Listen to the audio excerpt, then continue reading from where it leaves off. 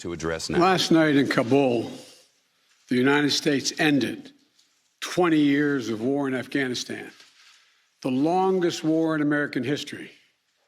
We completed one of the biggest airlifts in history, with more than 120,000 people evacuated to safety. That number is more than double what most experts thought were possible. No nation has ever done anything like it in all of history. Only the United States had the capacity and the will and ability to do it, and we did it today. The extraordinary success of this mission was due to the incredible skill, bravery, and selfless courage of the United States military and our diplomats and intelligence professionals.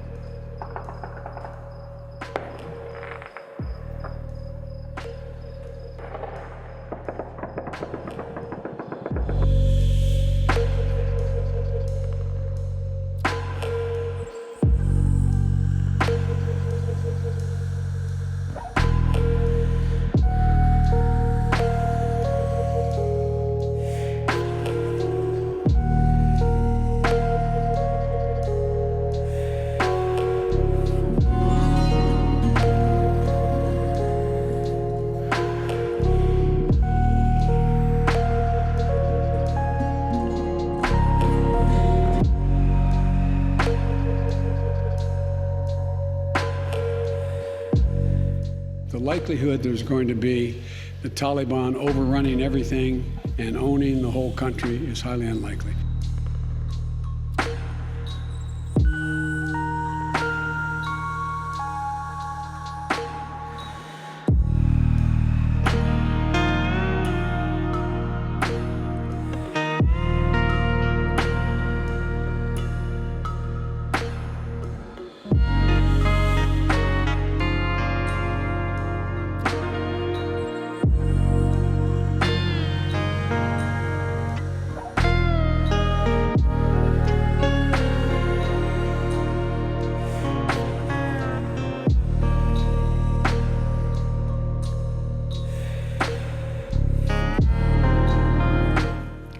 Well, at the G7 meeting this afternoon, the US faced calls from European leaders to maintain troops in Afghanistan.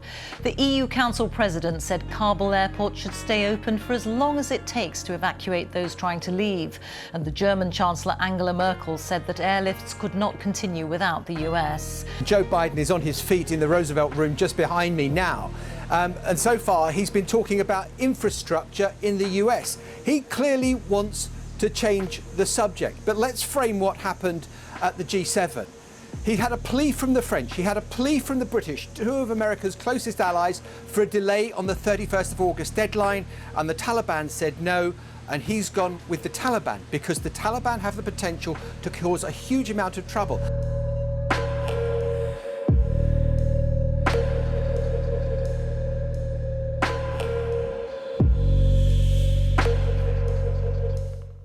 I've met this morning with my counterparts in the G7, as well as heads of the United Nations, NATO, and the European Union.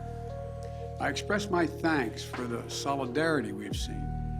The G7 leaders and the leaders of the EU, NATO, and the UN all agreed that we will stand united in our approach to the Taliban. We talked about our mutual obligation to support refugees and evacuees currently fleeing Afghanistan. The United States will be a leader in these efforts.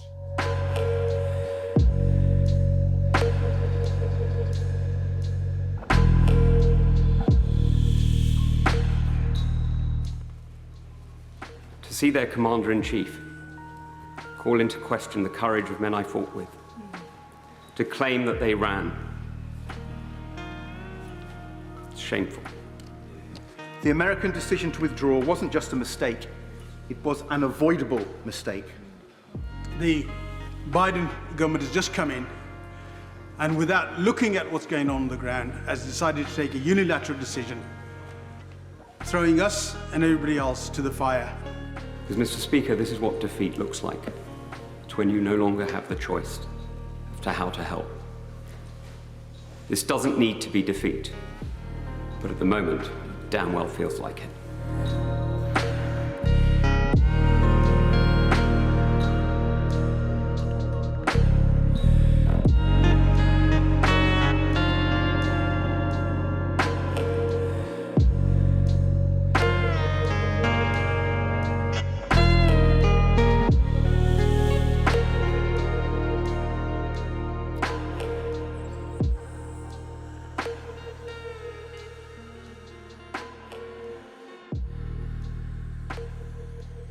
Biden and Ashraf Ghani last spoke to each other on the 23rd of July. The transcript of that phone call is now out. Listen to what Biden told Ghani. And I'm quoting again. This is Joe Biden telling Ashraf Ghani, "The perception around the world and in parts of Afghanistan, I believe, is that things are not going well in terms of the fight against the Taliban, and there is a need, whether it is true or not, there is a need to project a different picture." Biden knew that the tide was changing. He knew that people were expecting the Taliban to win. And what did he do? Order some PR work. Project a different picture, whether true or not, he says. Joe Biden's words. He was busy managing perception while the Taliban were running over Afghanistan. There's more from the phone call. We're also going to continue to make sure your Air Force is capable of continuing to fly and provide air support.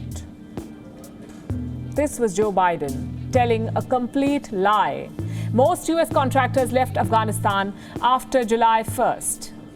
They were based in the Bagram airfield. And once Bagram was handed over, they left.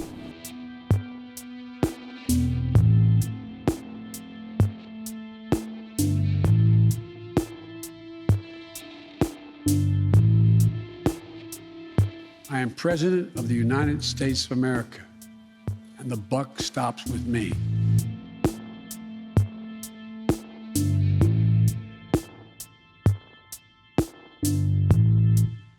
When I came into office, I inherited a deal that President Trump negotiated with the Taliban. The choice I had to make as your president was either to follow through on that agreement or be prepared to go back to fighting the Taliban in the middle of the spring fighting season. We were clear-eyed about the risks. We planned for every contingency, but the truth is, this did unfold more quickly than we had anticipated. So what's happened? Afghanistan political leaders gave up and fled the country. And we are already working closely with refugee organizations to rebuild a system that was purposely destroyed by my predecessor.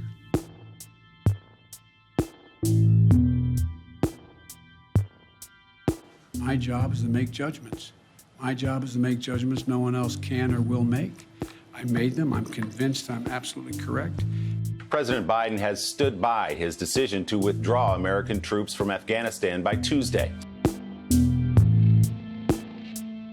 We do have a lot of news to get to this morning, starting with that chaos following the horrific attack outside the Kabul airport. This is now the deadliest attack on U.S. forces in Afghanistan in more than a decade. Today isn't about the salvation of the many, but the sacrifice of the few. Afghans and Americans united in grief.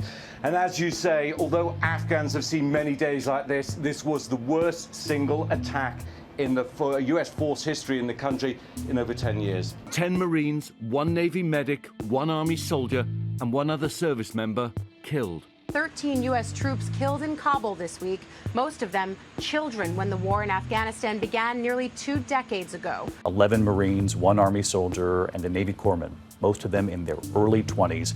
President Biden and First Lady Dr. Jill Biden joining the families at Dover Air Force Base for the dignified transfer. President Biden is on his way to attend today's transfer and spend time with the families of the fallen. As a military father himself and as someone who also lost a child, he's likely to bring a personal perspective to these families' grief.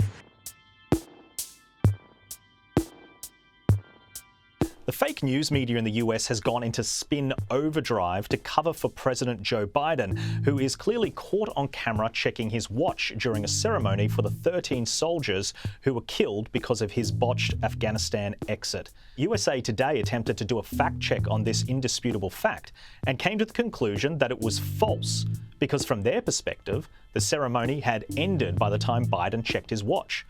Let's play the video so we can see for ourselves and make up our own mind. James, from my perspective, the ceremony is still very much ongoing, as is everyone else in the shot. They're standing still and they're paying their respects to the fallen. And even if the ceremony had technically officially ended at that point, how on earth is that petty semantic comfort to the families of those soldiers?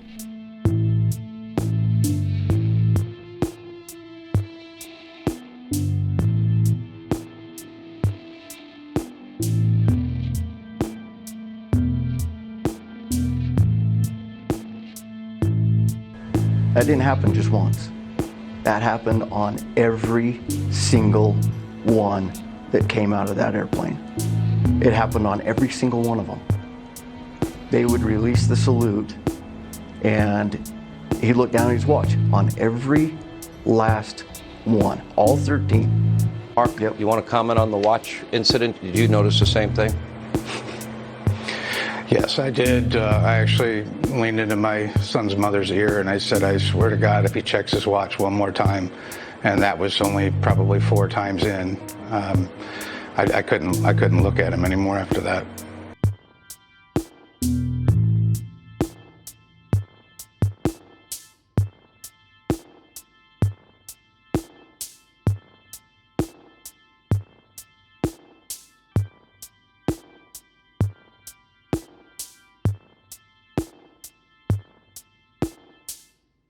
Could you imagine if Donald Trump had done the same thing?